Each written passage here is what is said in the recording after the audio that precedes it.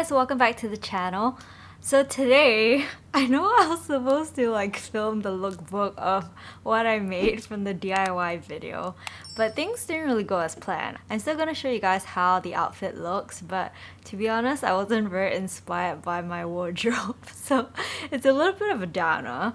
But in order to rectify or make do with the situation, I thought it'd be interesting to share what I've learned from styling those outfits and also give you guys a behind the scenes of how I'm gonna be filming this.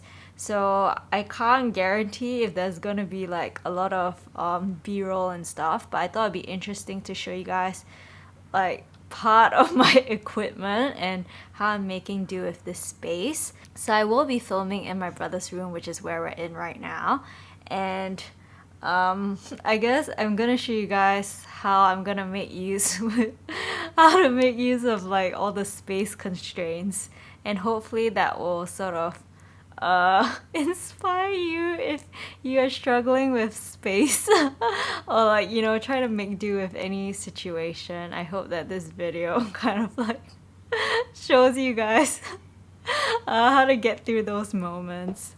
So yeah, but before we jump into the video, I'm just gonna be doing a bit of makeup and my hair, so we're gonna do a little bit of a time lapse of that.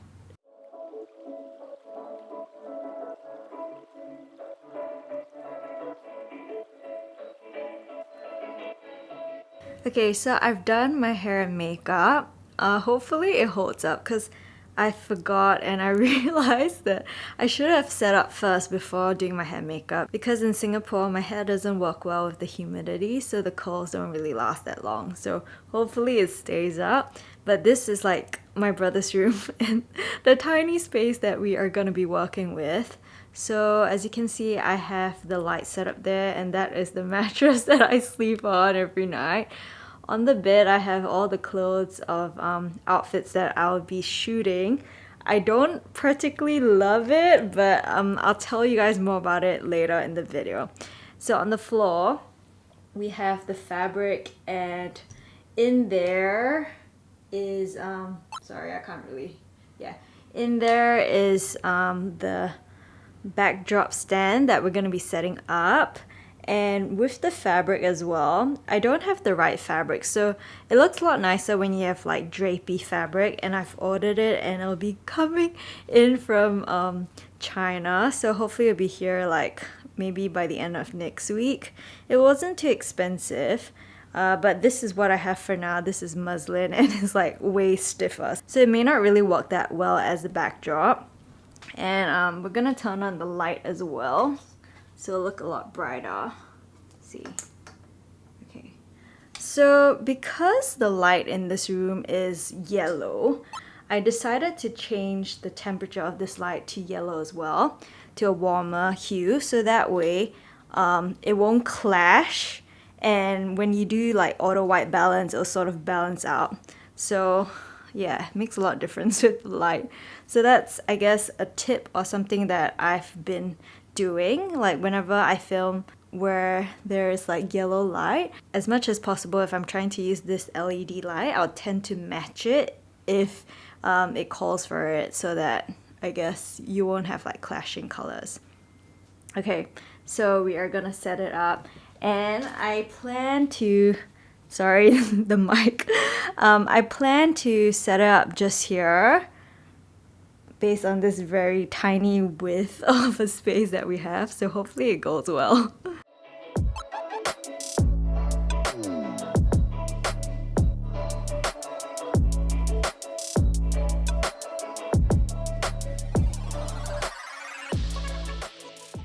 Okay, so I'll tell you why this backdrop is not the best and why you should get drapey fabric. So if you notice, because it's very stiff, even when I try to create drapes, it's not going to be possible because this is just not the right fabric. So for now, we're just going to make do with this because I don't really have any other fabric that is long enough. So this is quite a long trail, which is good. And the fabric that I've ordered is wide and very long. So this is something I guess you want to keep in mind if you do want to create a fabric backdrop. Make sure the fabric is flowy and drapey, because then it creates this really nice texture, which I will show you in the next video or when the fabric arrives, how it looks very different. But for now, we're just going to make do with this. So also, if you notice, because the backdrop is not wide enough, we're going to have an issue being able to fill up the space. So what I'm going to do is I'm actually going to be filming vertical like this. And then I will crop it in post. Yeah, because I just don't have the space. It doesn't look pretty. We can see all of that. So that's something that you have to consider if you don't have a wide enough space. So how I'm going to mount it vertically is actually using a cage. So this is the small rig cage.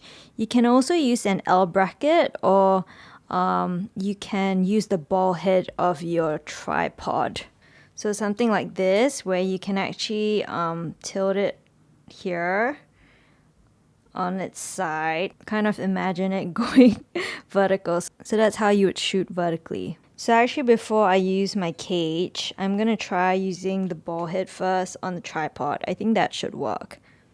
So something I've been using, which I find very easy, is this Zhiyun quick release system. So you just pull it down and kind of like pop it out. So I honestly don't like screwing things on and on. So basically you pull it down, and then you like push this down, but I can't do it with one hand. Yep, so that's that. And then you would adjust the ball head on its side. Hang on, yeah. So you would adjust the ball head on its side.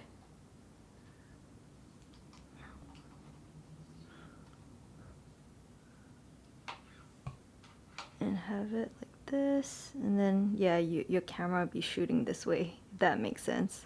Okay, so I realized that having the camera on the ball head on the side is not working because the camera and the lens is way too heavy, so the camera's like drooping down. So I will have to use the cage and mount it vertically.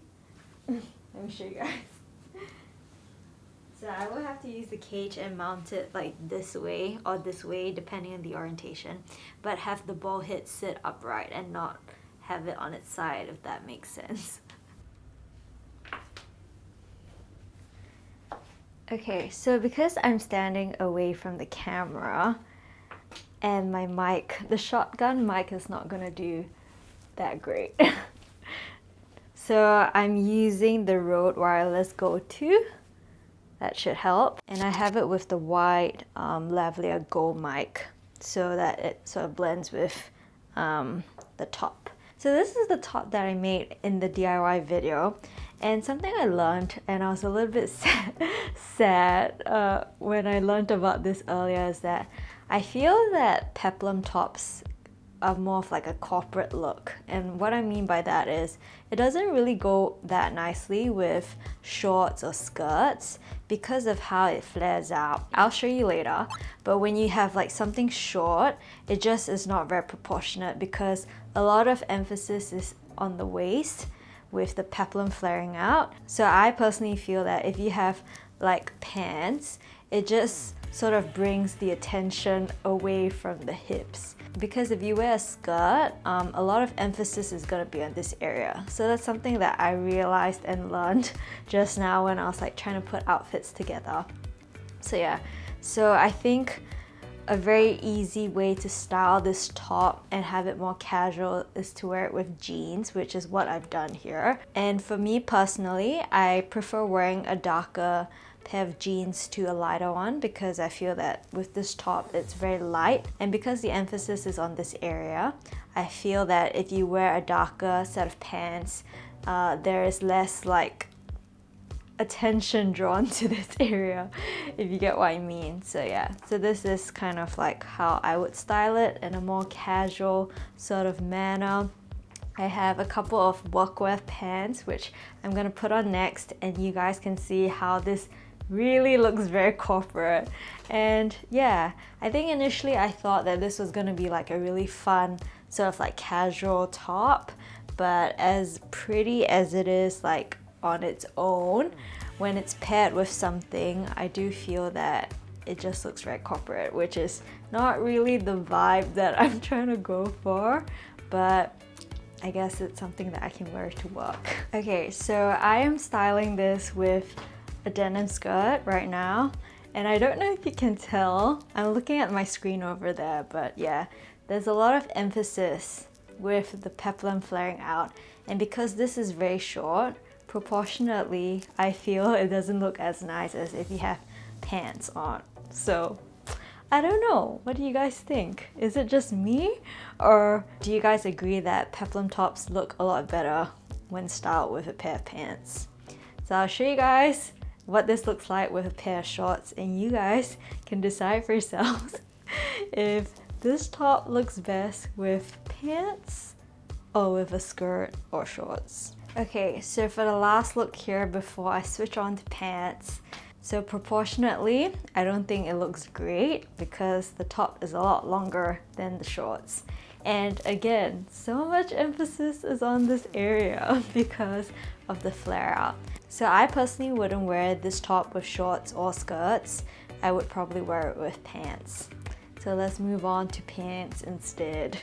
Okay, so I don't know about you guys, but I really feel that peplum tops scream corporate. To me, they look a lot better when paired with pants, like fitted pants. More like women in business sort of vibe, if that makes sense. I also feel that with white, it probably shines a lot better with dark colored pants. So this is the final look for this white top. Again, styled it with dark pants.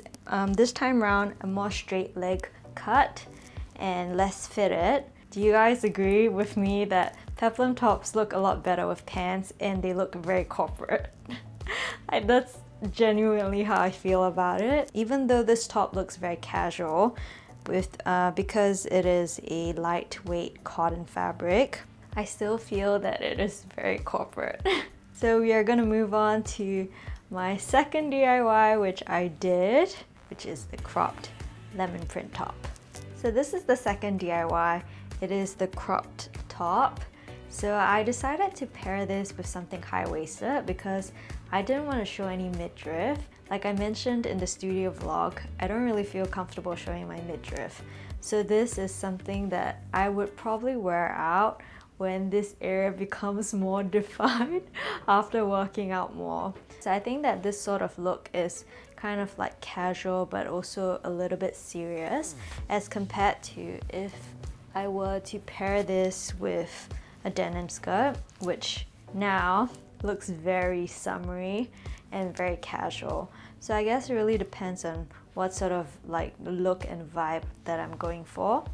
But yeah, overall I think that it goes quite well with these sort of pants where it's not fitted, more on the flared side.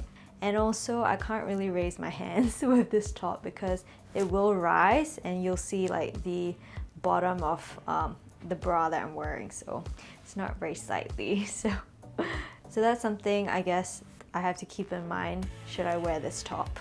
So another way that I would style this, apart from the denim skirt, is a skirt like this. I think it's really cute, but to be honest, the skirt is a little bit tight, so I can't actually zip it up all the way. Yeah, but in an ideal world, if this were fitted properly, then yeah, I think that it's really cute. I really like how this skirt has a little bit of flutter, makes it very feminine, and it goes really well with this crop top because again, the skirt is high-waisted, so you're not showing a lot of midriff. So this is another cute look that I would recommend. So for the final top, which you guys have probably seen in a couple of vlogs back, I honestly don't know how to style this because I have mentioned this that I'm not like super in love with the print. So at the time when I bought the fabric, I thought that this could work, but yeah, I think I don't know, just not very into ditzy florals. So for this top, the peplum is a lot shorter than the white top, which is also why there's like a lot more emphasis in like a little bit higher area. So maybe that's why I don't really like it as much as well. But I am really proud that for a first attempt, it is a great top. Okay, I can't really tell because the monitor is quite small, but from the looks of it, I think it looks fine. Yeah, so maybe because like I said at the start of this video, peplums are a lot more corporate looking. So like I've mentioned previously, I would definitely style this with darker bottoms just so that there's less emphasis on this area.